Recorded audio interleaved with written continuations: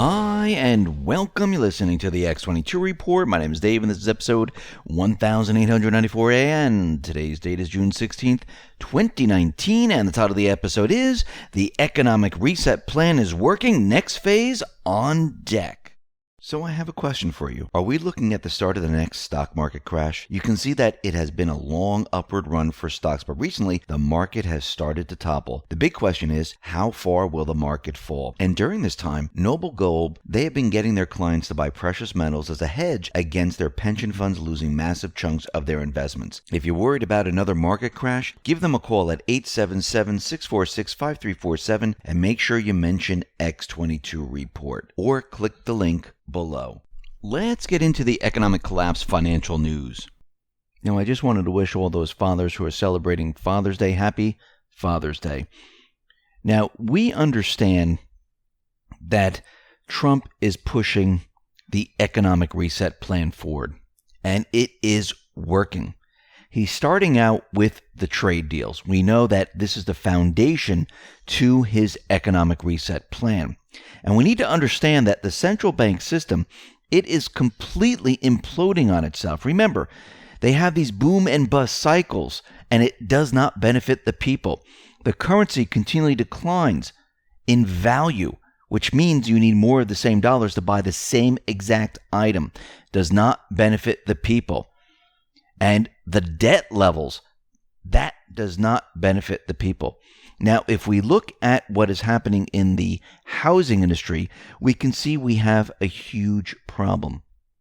And this was caused back in 2008, and nothing has been fixed. Yes, some people were able to get out from being underwater and sell their homes, but there's about 2.2 million homes in America that still have negative equity.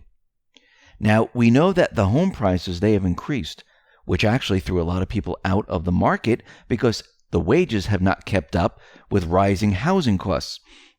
These new individuals coming into the market, they don't have enough to purchase these types of homes. If there is not enough of these types of people to purchase the homes, those people trying to sell their homes, they cannot. Those people that bought at the height of the market back in 2008 and their value of their home never reached that price once again, they are underwater. And this is a big problem. Now, coming out of CoreLogic, they have done a quarterly survey of national homeowners' equity and found that there are about 2.2 million homes underwater in the U.S., a sign of just how bad the last bubble was, and a warning for where we might be headed. Now, Trump knows this. The Patriots know this. They understand that most of America, they're in trouble. Now, of course, you can hide all of this. You can keep the illusion alive. And this is what's been happening with the central bank. The central bank has created stimulus, created bubbles. And it has hidden all of this behind this. But it won't last forever. Trump and the Patriots know this. They're racing against time. And when we look at the housing industry, this is a very big part of the economy because a lot of people's wealth is stored in the homes, and they use this for retirement. And when you're underwater, you cannot use this. You don't feel confident. Now, the housing crisis that we saw back in 2008, it's most noticeable in the hardest hit markets. Las Vegas, Chicago, Miami still have among the highest rates of underwater mortgages in the country. And when this whole thing comes down, there's going to be a lot more people underwater. This is why Trump is pushing the economic reset plan so hard right now. Now, we know he's using tariffs as leverage. And we know that the mainstream media, we know the financial pundits, they're all out there claiming that because of these tariffs, we're going to see higher prices on imported goods. And it's going to be a complete and utter disaster for the everyday consumer. Well, in actuality, the year-over-year prices of import products are actually dropping, not rising. Now, that's kind of odd, isn't it? U.S. import prices fell by 0.3% in May, the first monthly decline since a 1.4% drop in December. Import prices advanced 1.8% from December to April before the downturn in May. The price index for overall imports decreased by 1.5% over the past 12 months. The U.S. steel and aluminum tariffs have been in effect globally since 2017. Tariffs on softwood lumber, which is in Canada, and durable appliances, South Korea, same duration. Additionally, the first set of tariffs on China is now well over a year old, and the second set of expanded tariffs on China began a month ago. Again, no material impact to the delivered price. Guess what? They were wrong. The economic reset plan is working. We explained how these tariffs work, and we are not seeing price increases because, remember, there are many, many different middlemen, and the tariffs go to the first middleman. So if the product costs 22 cents, you're talking about 10%, 20%, 30% on 22 cents. If the product costs $10, you're talking about the percentage on the $10, not on the final price.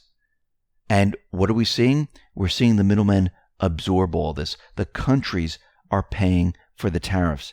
Trump was right. The mainstream media, the financial pundits, completely wrong. All that fear-mongering, guess what? Didn't come true. Now we're moving into the next phase.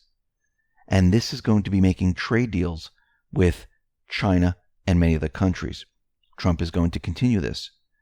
So what is happening with China? Well, Trump, he has leveraged himself and put Xi Jinping in a corner. Why? Because Trump has said that he would like to meet Xi Jinping and talk about the trade deals in the upcoming G20 summit. This will be the last chance to make a deal. And we know that Trump has the strongest strategic position any Chinese official has ever faced. The economy in China, well, it's not doing well. It's imploding from the pressure that's being applied to it. And suddenly it has only been a month since the consequence phase began. In addition to tariff increase, the U.S. blacklisted Huawei Technologies, threatened other major Chinese tech companies, and essentially cut off China from the international supply chain it needs to sustain itself. What did Beijing do?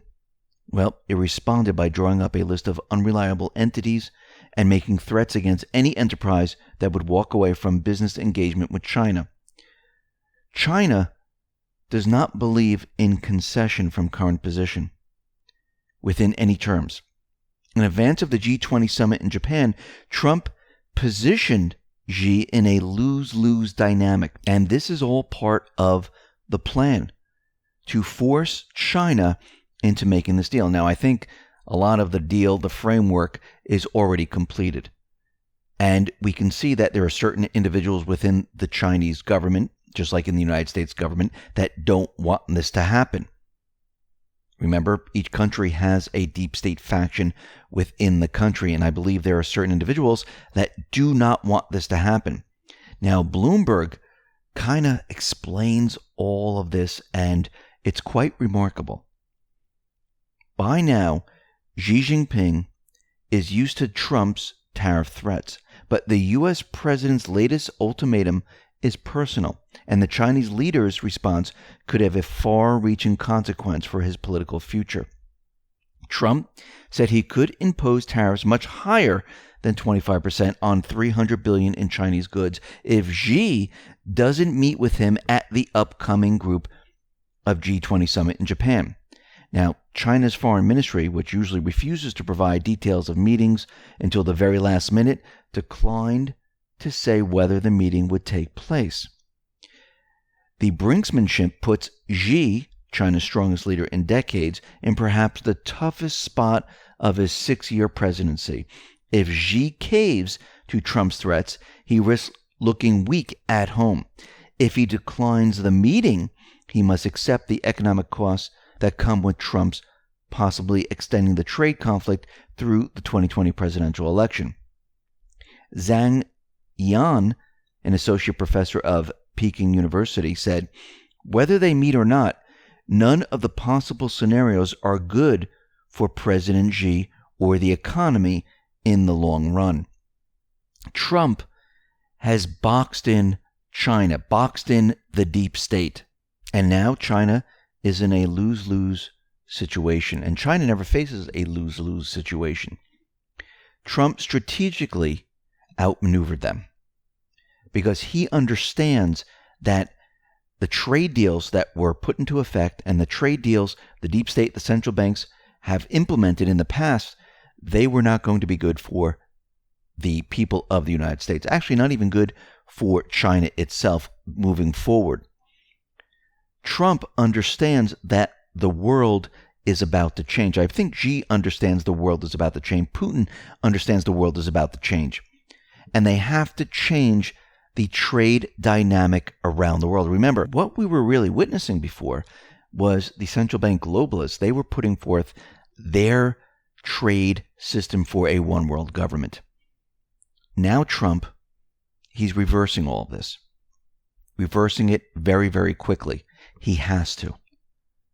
And many of these financial pundits, many of these mainstream media outlets, they are so caught up in the central bank system, so caught up in what used to be, they're not looking at what is coming.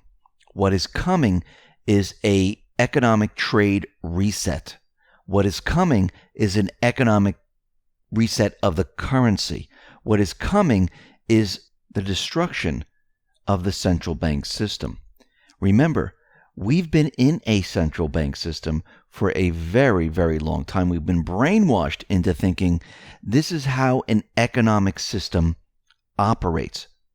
Schools were developed around this system. Think about that for a second.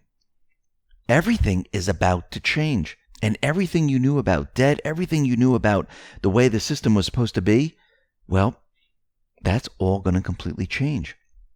Because we're going to see a system without borrowing from a private corporation. We're going to see a system where the American people, or people around the world, they're not put into debt. We're going to see a system where there's not a private Western Central Bank calling the shots. We're going to see a system where you don't have to be in debt. We're going to see a system where the actual currency is not devalued every single day, which causes inflation. Take this a step further. What about minimum wage? Why do we have minimum wage? Because the value of the dollar decreases every single day, which means you have to continually increase minimum wage over time, or the minimum wage workers can't survive. Think about how much is about to change. And guess what? It's all going to benefit the people. The economic reset plan is right on track. Listen, everyone, thanks a lot for listening. Be well, be safe, and especially be prepared. Thanks a lot.